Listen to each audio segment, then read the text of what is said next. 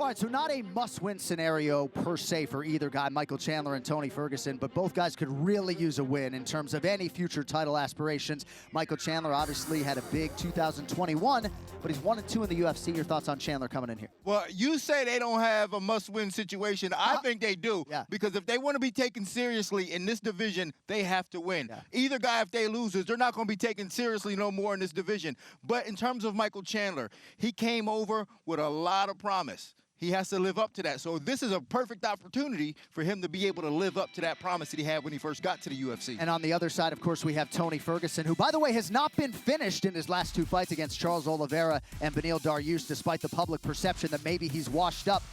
I don't know how much time you've spent with Tony this week. I don't know what you've ingested as far as his media is concerned. To me, he seems clear-headed. He is lucid. He's had a whole year off.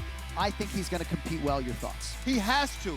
That year off oftentimes does something for people. It allows people to have self-reflection. It allows them to understand why it is that they got into this sport in the first place. So he had that time off. I think he comes back. He puts on a better show than he showed his last two outings.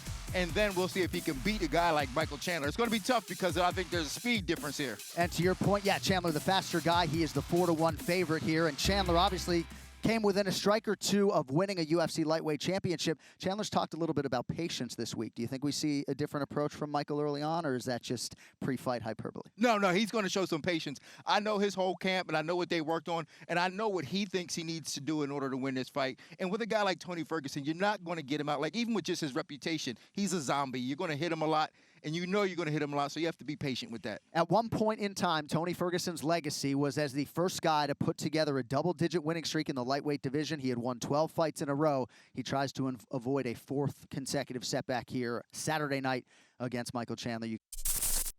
Thank you for watching ESPN on YouTube. For live streaming sports and premium content, subscribe to ESPN+.